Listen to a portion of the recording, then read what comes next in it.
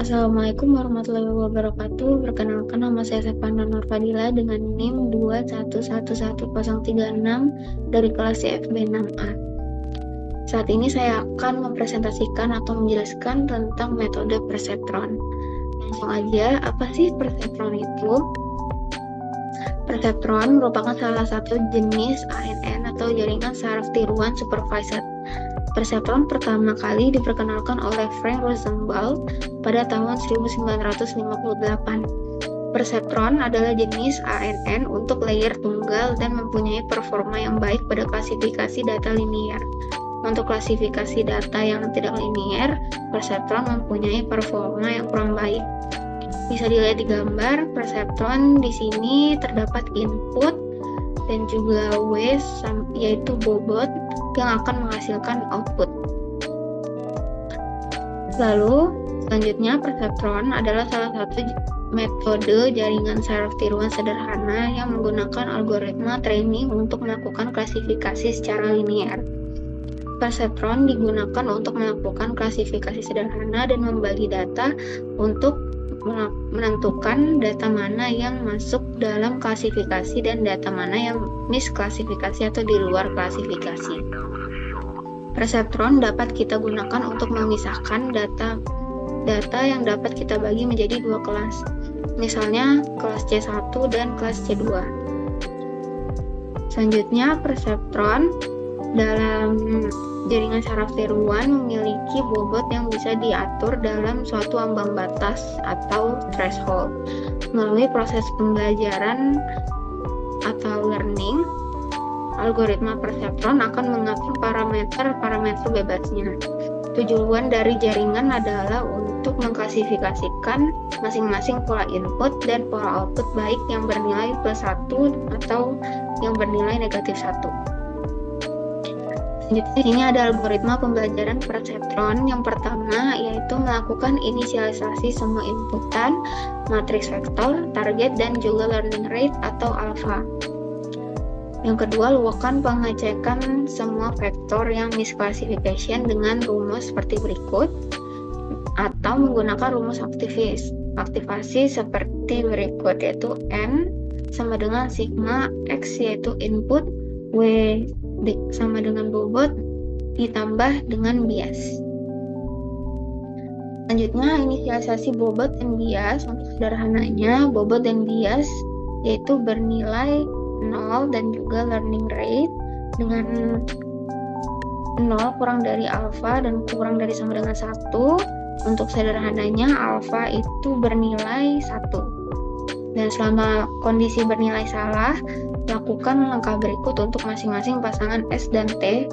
Kerjakan settingan aktivasi dari unit input yaitu XI sama dengan SI. Selanjutnya, hitung respon untuk unit output. Selanjutnya, jaringan perseptron terdiri dari beberapa unit masukan, ditambah dengan bias dan memiliki sebuah unit keluaran atau output. Fungsi aktivasi merupakan fungsi biner atau bipolar, tetapi memiliki kemungkinan -1, 0, atau 1 dengan ketentuan dengan threshold yang ditentukan. Di bawah ini merupakan ketentuan threshold perseptron. Jadi di sini bisa kita lihat jika kondisinya bernilai 1 jika N lebih besar daripada theta, dan bernilai 0 apabila negatif theta kurang dari sama dengan N dan kurang dari sama dengan theta. Bernilai -1 jika N kurang dari negatif theta. Baik, selanjutnya jika hasilnya bernilai negatif, maka terjadi misclassification dan kalikan hasilnya dengan negative learning rate. Kemudian hasilnya disimpan dalam bentuk matriks untuk inputan yang misclassification. Selanjutnya, lakukan perubahan bobot yang baru dengan menggunakan rumus W baru atau bobot baru sama dengan bobot lama ditambah dengan delta bobot. Lalu B baru yaitu bias baru sama dengan bias lama ditambah dengan delta bias sama dengan alpha dikali T. Langkahnya ini diulangi hingga tidak terdapat lagi vektor yang misclassification. Nah, di sini ada beberapa hal yang perlu diperhatikan dalam algoritma perceptron, yaitu iterasi terus berulang hingga target dan output menghasilkan nilai yang sama dan yang sudah ditentukan sebelumnya. Dan juga perubahan bobot akan dilakukan apabila pola yang memiliki output tidak sama dengan target. Perubahan yang dilakukan merupakan hasil kali unit input dengan target. Perubahan bobot hanya terjadi jika input tidak sama dengan 0. Kecepatan iterasi ditentukan oleh laju pemahaman yang dipakai. Semakin besar nilai alfa, semakin sedikit iterasi yang diperlukan. Akan tetapi, jika alfa terlalu besar, maka akan merusak pola yang sudah benar, sehingga pemahaman bisa menjadi lebih lambat. Baik, selanjutnya di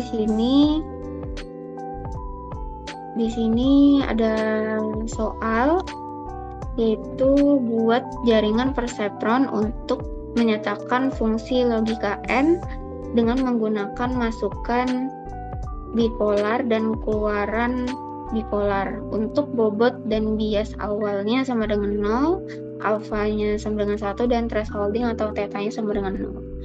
Di sini ada pola hubungan input dan targetnya.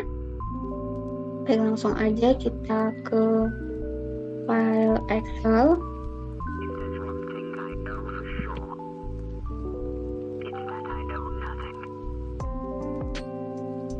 Nah, baik, di sini sudah saya buat. Di sini ada approach-nya atau perulangannya.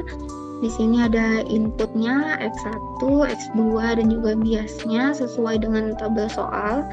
Dan juga ada netnya, kolom net output, yaitu alpha sama dengan F kali N, juga perubahan bobot dengan rumus yang tadi, dan bobot baru dengan rumus yang sudah ditentukan tadi, lalu keluaran nilai outputnya. Dan di sini juga ada rumusnya yang sudah saya cantumkan dari 3 kondisi ini. Yang pertama ada kondisi bernilai 1 jika Y input lebih besar daripada theta, bernilai 0 jika minus theta kurang dari sama dengan Y input kurang dari sama dengan theta, bernilai negatif 1 jika Y input kurang dari sama dengan theta. Jadi di sini langsung aja bisa kita lihat rumus netnya. Di sini sama dengan bobot baru dikali dengan X1, W1 dikali dengan X1 input 1 ditambah dengan bobot W2 dikali dengan input 2 lalu ditambah dengan biasnya. Di sini hasilnya sama dengan 0. Lalu di sini ada outputnya. Outputnya jika netnya ini lebih dari sama dengan 0, maka kita beri nilai 1. Dan jika netnya sama dengan 0, kita beri nilai sama dengan 0. Dan jika tidak, kita beri nilai negatif 1. Nah, di sini karena netnya sama dengan 0, maka outputnya di sini 0. Selanjutnya kita hitung delta W1 atau bobot perubahan bobotnya. Di sini jika output sama dengan target, maka hasilnya 0. Namun jika tidak, maka input dikalikan dengan target. Di sini delta W1-nya 1 dikali 1 sama dengan 1. Nah, selanjutnya kita hitung delta W2 perubahan bobotnya. Sama dengan caranya dengan delta W1, yaitu jika output sama dengan target, maka kita beri nilai 0.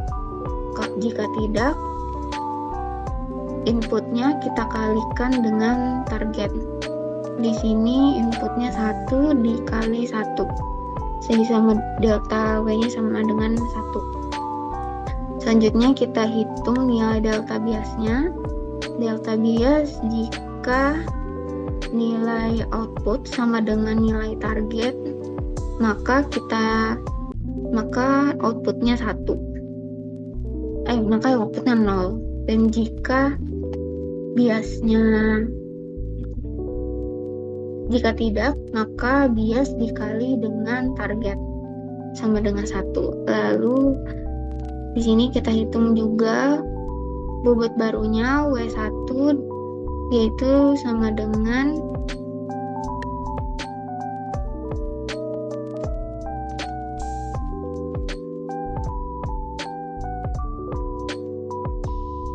bobot baru di sini ada 0 ditambah dengan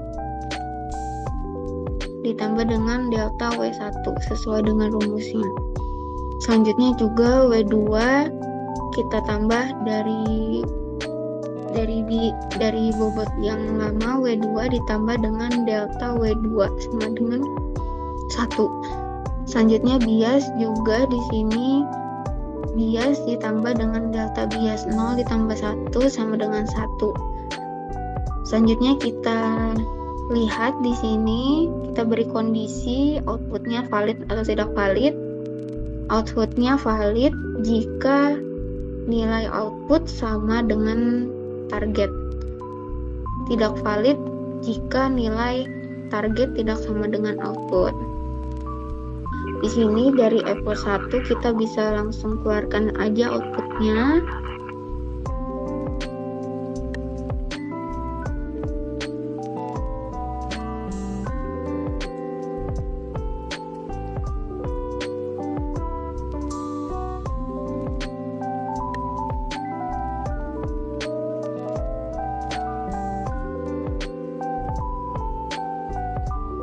Tadi kita sudah merumuskan kondisinya, jadi kita langsung tarik saja ke bawah.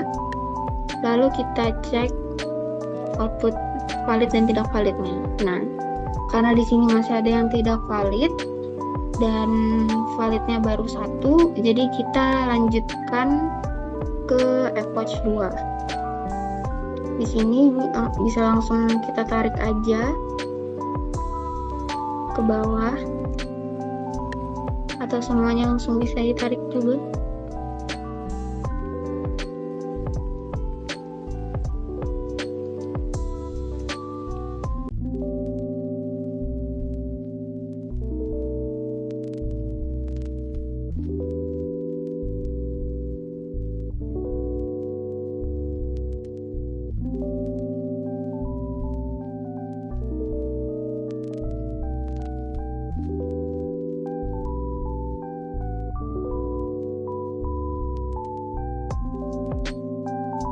Lalu kita cek nilainya.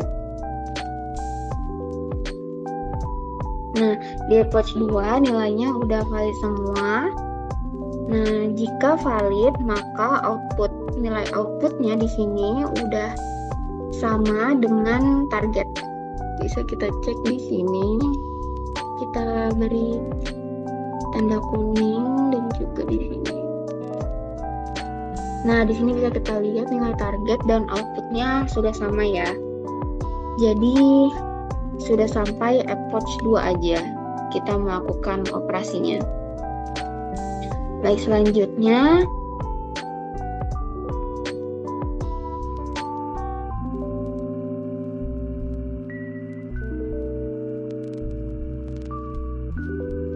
yaitu mekanisme penting dalam proses pembelajaran.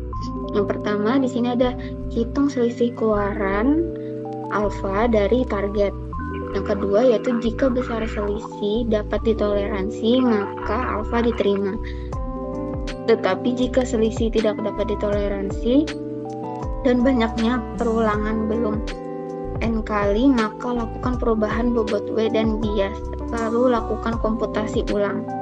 Seperti tadi ya, di approach pertama masih ada yang tidak valid dan validnya baru 1 kali, masih ada baru 1 kali, jadi kita lanjut lagi ke operasi approach 2, komputasi ulang.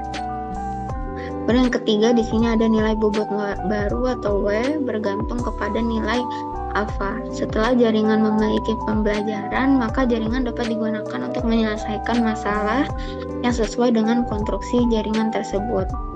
Nah, kategori aturan pembelajaran di sini ada pembelajaran dengan pengawasan atau supervised learning. Lalu di sini ada pembelajaran tanpa pengawasan, unsupervised learning, dan juga ada pembelajaran penguatan tanpa pengawasan, yaitu reinforcement learning. Sekian presentasi dari saya. Mohon maaf jika ada salah-salah kata dan saya terbata-bata. Terima kasih atas perhatiannya. Assalamualaikum warahmatullahi wabarakatuh.